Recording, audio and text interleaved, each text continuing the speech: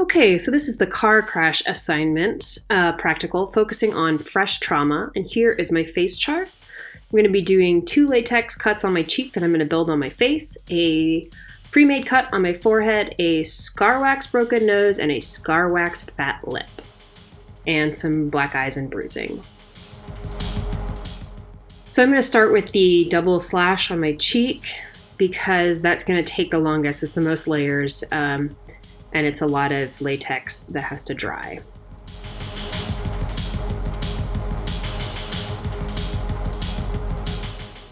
I'm using the folded toilet tissue method seen in my earlier tutorials to do this. The only difference between that and this one is that I'm going to have to put 2 cuts next to each other, so there's going to be some overlap. That's the first cut.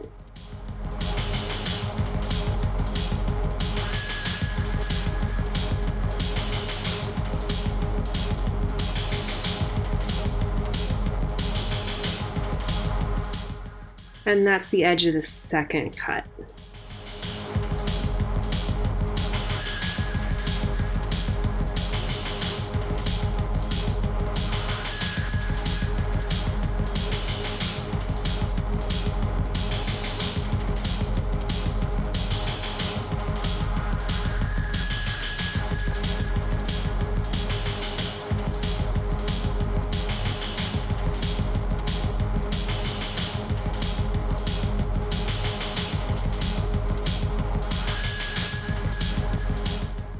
This is the cut I pre-made, so I'm just marking out where I want it to sit.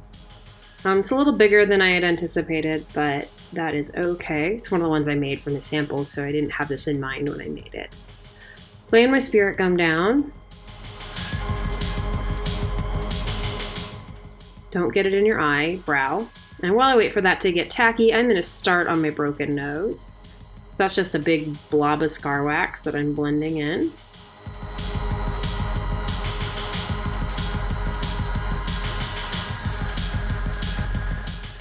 That is tacky enough, so I'm putting my thing down, putting my scar down, my cut. Now this one, I'm going to help blend the edge by applying latex over it. I find that to be a really good method of sealing. It also helps fill in the gap of the edge of the cut really well. And then I'm going to go back to my nose and form that.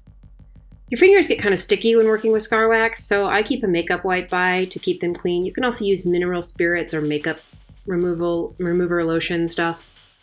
I will also sometimes, I think I'm going to do it here in a second, use a makeup wipe to smooth the edges. Yeah, right there. I'm using a makeup wipe to smooth the edges of the wax. I had to be careful with this cut on my forehead because I didn't want to put latex or spirit gum in my hair, so the top and the bottom aren't perfectly blended. And I'm doing layer 2 on the double slash now.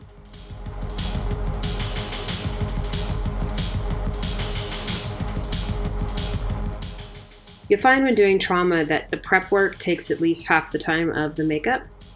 The blood and gore that comes in the end is all just kind of fun painting.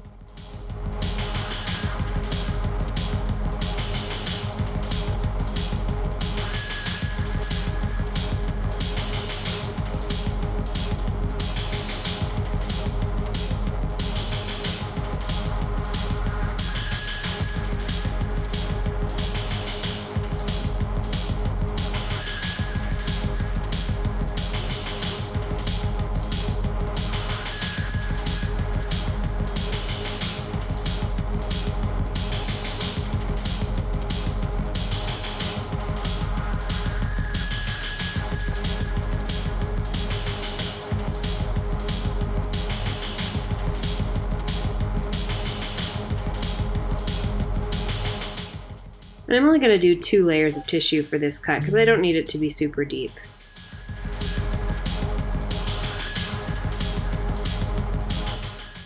And I'm putting my fat lip on with wax. Same issues here with the nose, is that it sticks and your fingers get sticky.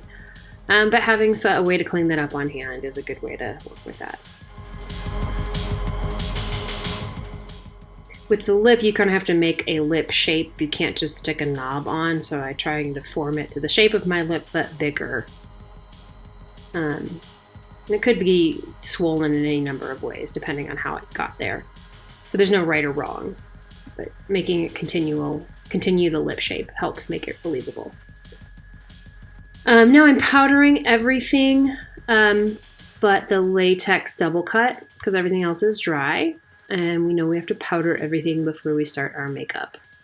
It's going to help it take the makeup more evenly, more like our skin. The pre-made cut already has powder on it. That is dry enough now, and I'm adding a sort of beauty coat here to this, a thin layer over the top of the tissue to help smooth it out.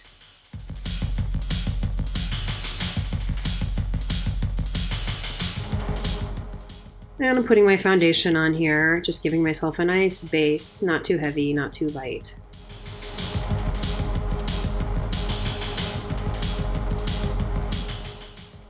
I'm using Mehron's Cream Blend sticks here. They're very heavy, but they do cover all manner of sins.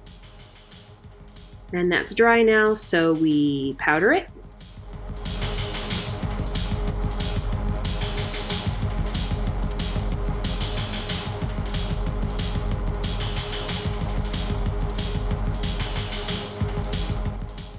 And then I can finish my foundation.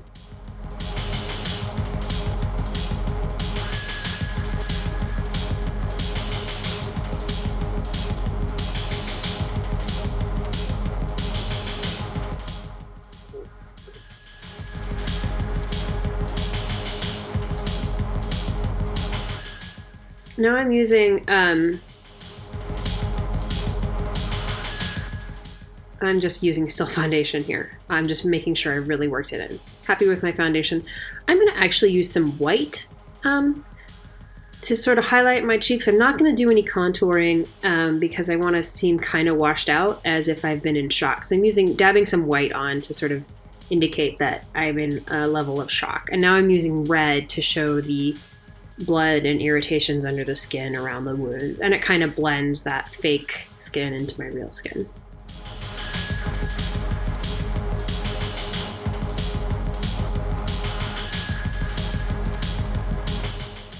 I'm going over it with some foundation to blend it in. Not a heavy foundation, I don't want to lose it. It's like dry brush foundation.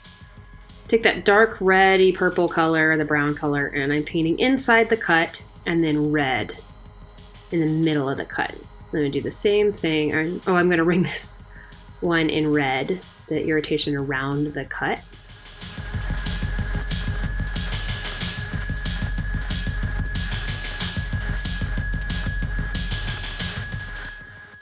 And it can be pretty irritated because it's been going on long enough for me to get to a hospital, I suppose. Ringing my irritation around my little double gash on my cheek.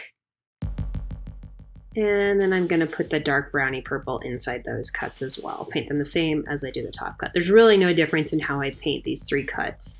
The only reason I used 2 different methods was just to use 2 different methods.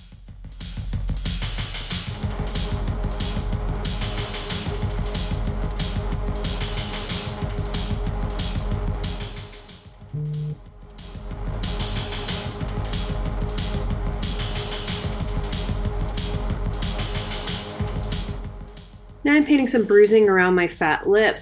Presumably I hit that on something. It could just be red, but for the drama I'm going for like a full bruised effect. I am going to leave the center of it highlighted though, as if there's like some fluid that's collected there, which is sort of what happens with swelling and a fat lip.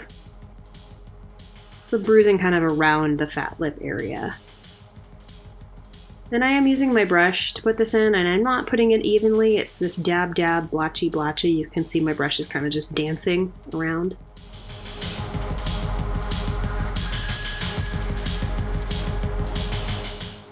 And now I'm putting in a black eye. Red underneath the eye.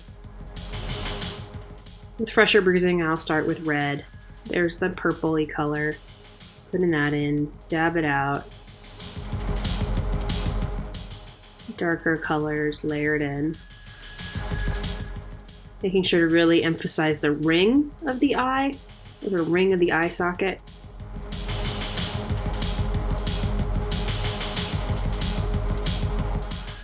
dabbing with my finger, not smearing.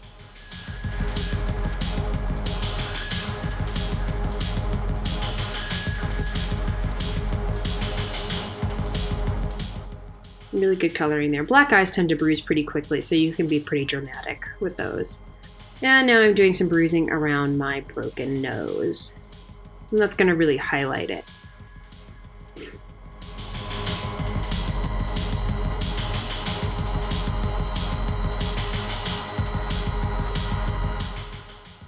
And a little bit of bruising in my other eye. I'm adding that just to kind of balance the nose.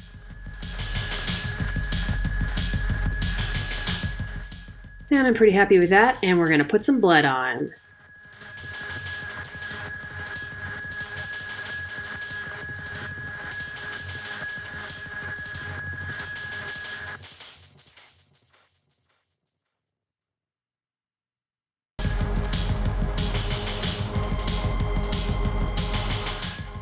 I usually fill my cuts with blood and then kind of find the places that the blood would naturally drip out. Now I could have stopped here, but I went ahead and added some more for some more drama.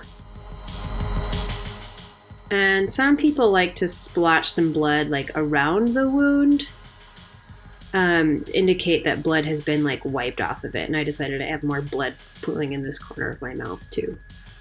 And I'm dead. Or hurt.